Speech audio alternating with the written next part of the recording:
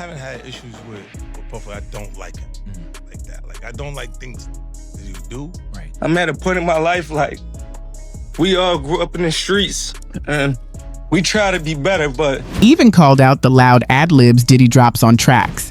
Those and yeah tags that pop up everywhere. To 50, it wasn't just annoying. It felt like Diddy was marking his territory on songs that weren't his. Ooh, and the shade didn't stop in the studio. At award shows, 50 made pointed jokes whenever Diddy took the stage, and social media ramps up the tension every time Diddy drops a new post. Fans on both sides feed off it, creating memes, sparking threads, and keeping the beef alive long after any real conversation ended. But here's the twist. Despite all the public jabs, 50 has also praised Diddy's hustle. He's called him a legend for building an empire from scratch. That mix of admiration and resentment is what makes their feud so electric. Like brothers who fought over family money. You can hear respect in 50's voice, even as he calls Diddy out for shady moves. This story shows the flip side of Diddy's power. When you run a label like a kingdom, people either salute or resent you. For 50 Cent, it was both. He rode Diddy's coattails early on, then felt kicked off the throne when success hit. That sense of betrayal, more than anything, fuels why so many side with 50 and why his name comes up first when people ask, why does everyone hate Diddy? Next, we'll shift gears to another heavyweight, Drake, and see how Diddy's empire tactics left plenty of scars even on today's biggest stars.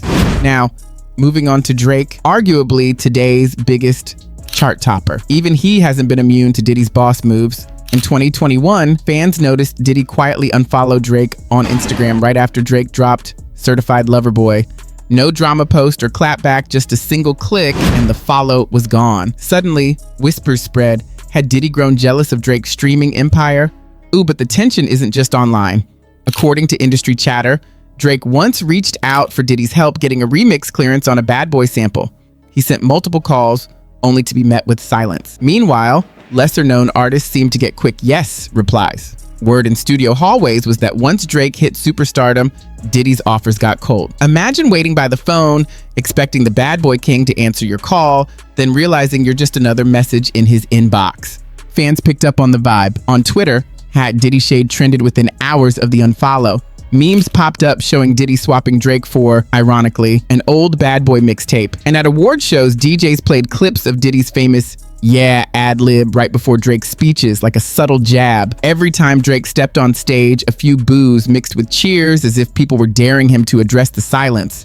Yet Drake stayed cool. In interviews, he's praised Diddy as a pioneer, calling him one of the architects of modern hip-hop. But when pressed about their relationship, Drake's answers have been cautious, polite but distant. His fans interpreted that as a sign even Drake, with all his hits and billions of streams, can't fully win back Diddy's respect. This clash shows how power shifts in rap. Diddy built an empire by spotting talent early, and once they outgrew him, he moved on. Drake's millions of streams couldn't buy Diddy's ear, and that sting is real. It left fans and artists questioning loyalty in a business ruled by headlines and unfollows. Next up, we'll dive into Mace, one of Bad Boy's first breakout stars, whose own fallout with Diddy still echoes through rap today. Mace was one of Bad Boy's first stars. Smooth bars, catchy hooks, and a crew of shining proteges. But beneath the shine, Mace felt sidelined. After his 1997 debut Harlem World went diamond, he expected Diddy to ride his success hard. Instead, Diddy's attention drifted to newer signees like Faith Evans and The Lox. Mace later said he watched his own money vanish into Bad Boy's coffers, with royalties that felt more like pocket change than the fortune he'd earned. Ooh, and the control runs deeper. Mace has spoken about how Diddy insisted on writing or tweaking verses, even on tracks that became his biggest hits. Imagine pouring your heart out only to have someone else polish your words and take credit. Mace eventually left Bad Boy in 1999, citing creative and financial shackles. His abrupt exit shocked fans. One day he was the label's frontman, the next he was a ghost under a monk's hood, preaching peace instead of dropping albums. Word on the street is that Mace tried to come back in the early 2000s, but Diddy's door stayed shut. Offers to collaborate turned into radio silence, and interviews turned into awkward avoidance. Fans saw a brotherhood break, from chart-topping videos to complete radio downtime. Every mention of Bad Boy's glory days sparked whispers, "Where's Mace?" Those whispers turned to grumbles when Diddy celebrated anniversaries without so much as a nod to his former star. Despite the rift, Mace still credits Diddy for launching his career, but he's also one of the most vocal examples of what can happen when someone feels used. His story feels like a warning.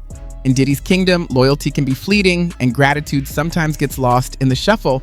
Now, shifting gears to Biggie Smalls, rap's notorious icon whose sudden loss and tangled ties with Diddy left scars the culture still feels today. Christopher Biggie Wallace wasn't just an artist. He was Diddy's crown jewel. They rose together, transforming Bad Boy into a music powerhouse. But behind the glitz of Juicy and Big Papa, tension simmered. Biggie's crew felt Diddy was more manager than friend, tweaking Biggie's lyrics and image to chase radio hits. Imagine standing in the studio spitting your truth only to have someone else rewrite your verses for mass appeal. After Biggie's tragic death in March 1997, Diddy took the reins of mourning and legacy, producing posthumous albums that soared, but not without controversy. Some fans accused Diddy of capitalizing on Biggie's death, rushing releases and remixes to keep Bad Boy profits rolling. Family members and old friends whispered that Diddy's empire grew richer, while Biggie's own heirs saw less than they deserved. The line between tribute and exploitation blurred, and for many, Diddy crossed it. Ooh, and then there were the mixtapes. Diddy dropped never-before-heard verses and alternate takes, claiming they were lost gems. But insiders said some of those tracks were rough demos Biggie never wanted released. When fans heard lyrics about his life and love, they wondered, did Biggie truly approve this? Or was it Diddy's savvy business mind at work, packaging every scrap of Biggie into gold? Social media reignited the debate when Diddy announced a hologram performance of Biggie at a 2023 festival. Critics called it tasteless, accusing him of turning a friend into an immortal brand. Memes flooded timelines showing Biggie's spirit rolling his eyes backstage. Even big-name artists balked. Some boycotted the show, saying Biggie deserved rest, not resale. Still, in interviews, Diddy's voice catches when he talks about Biggie, calling him family and the greatest. But for every heartfelt tribute, there's a counterpoint. The money made, the tracks spun, the legacy merch sold. That tension, love and ledger, keeps Biggie's name tied to Diddy's every move, fueling questions like, when does respect end and profit begin? Now let's talk about Shine. Once Bad Boy's rising star turned public enemy. Born Jamal Barrow, his gritty flow and street tales earned him a spot beside Biggie and Mace. But in 1999, a nightclub shooting rocked his world. Shine was sentenced to prison, and Diddy faced accusations of setting him up to protect his own interests. Whispers said Diddy wanted Shine out of the picture so Bad Boy could focus on other acts without drama. Behind bars, Shine felt betrayed. He believed Diddy washed his hands of him, no visits, no legal support, no public statements defending his protege.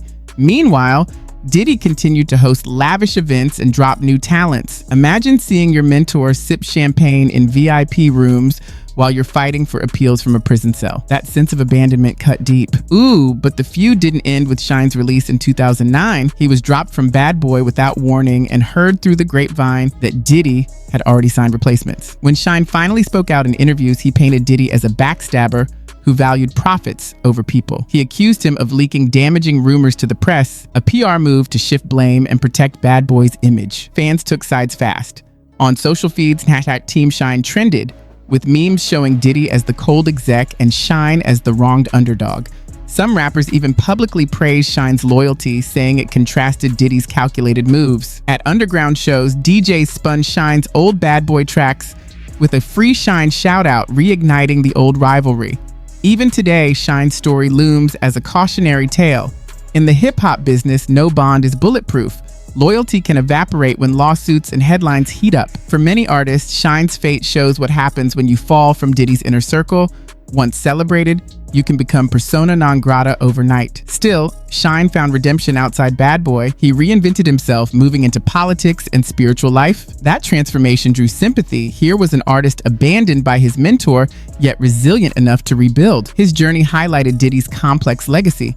Powerful enough to create stars, ruthless enough to discard them. Next up, we'll shift to Lil Kim, another Bad Boy protege whose rivalry and fallout with Diddy exposed even more cracks in his kingdom. Next up is Lil Kim, one of Bad Boy's fiercest MCs who felt the sting of Diddy's empire tactics. When her debut Hardcore exploded in 1996, she became the first female rapper to go platinum under Bad Boy. Yet she soon grew frustrated. Kim has said Diddy took too much control over her image, pushing a glossy, sexy persona that sold records but didn't match her gritty style. She felt boxed in, a Bad Boy princess more than a raw street voice. Ooh, money disputes added fuel to the fire. Lil' Kim claimed her royalty checks were smaller than expected. While Diddy celebrated platinum plaques and sold-out tours, she struggled to see her fair share. In interviews, Kim described late-night calls to Bad Boy's accountants only to get vague answers, and Diddy's voicemail untouched. Imagine hustling on every track, then getting surprise bills instead of big dollar signs. Then came the public shade. At award shows, Kim would shout out female rappers, never once dropping Diddy's name, even though he ran her label. Fans noticed the snub. If your boss never gets a shout out on stage, something's off. Twitter lit up with #FreeLilKim hashtags when she went to prison in 2005. Many blamed Bad Boy for not backing her legal battle. Diddy sent thoughts and prayers, but Kim said she needed action, not empty words. Their feud flared again in 2017 when Kim released tracks calling out Bad Boy's ghosts, lyrics hinting at betrayal and lost loyalty. Diddy responded quietly, letting leaks of his own side of the story trickle out. Social media users binged on throwback Bad Boy photos, pairing Kim's fierce verses with Diddy's silent stare. The tension reminded everyone that when you rise with Diddy, he can also leave you behind. Through it all, Lil' Kim's resilience shines. She reclaimed her narrative, dropping mixtapes independently and rocking stages worldwide. Her journey proves that even in Diddy's shadow, some stars find a way to burn brighter and leave him looking over his shoulder. Now, let's talk about Tupac Shakur, the man whose death still haunts hip-hop's darkest corner. Though Tupac never signed to Bad Boy, his rivalry with Biggie and the East Coast crew dragged Diddy into the spotlight. After Tupac survived that 1994 shooting, he publicly blamed Biggie's circle and whispered that Diddy had insider knowledge, or worse, played a part in setting him up. Those accusations sent shockwaves through the industry. Ooh, imagine you're Tupac in '96, fresh out of prison and launching Death Row, only to see Bad Boy spin your feud into gold. Every diss track, every press interview boosted both camps' fame, and Diddy's empire cashed in. Critics say he leaned into the drama, fueling sales by fanning the flames. Fans remember hearing Tupac's "Hit 'em Up" over Bad Boy's booming speakers at clubs, like Diddy was playing accomplice in his own rival's downfall. Then came March 1997. Tupac's murder in Las Vegas unleashed a storm of conspiracy theories.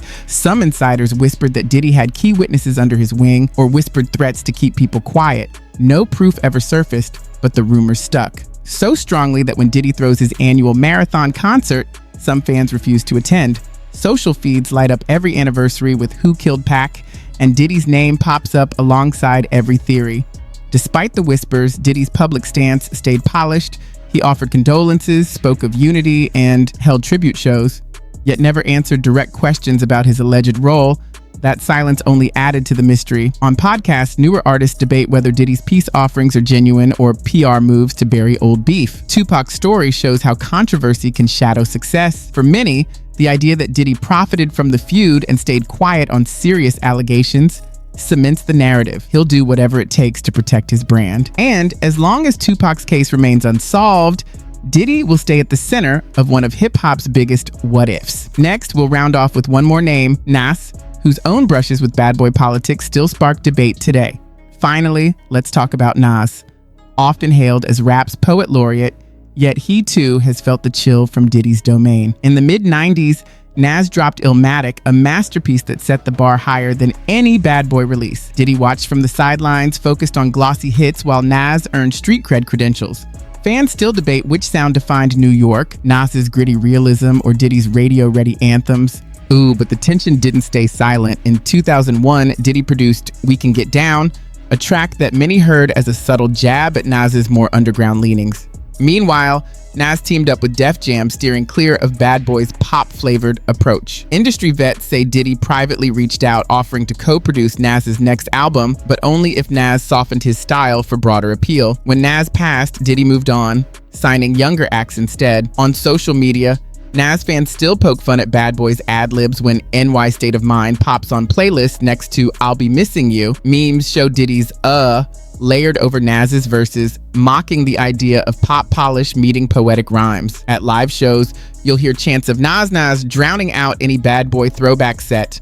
A reminder that loyalty in hip-hop can be more tribal than corporate. Yet Nas has acknowledged Diddy's impact in interviews, calling him one of the architects who changed the game. He even appeared on stage with Diddy at a 2016 festival, sharing a quick hug that hinted at mutual respect beneath old wounds.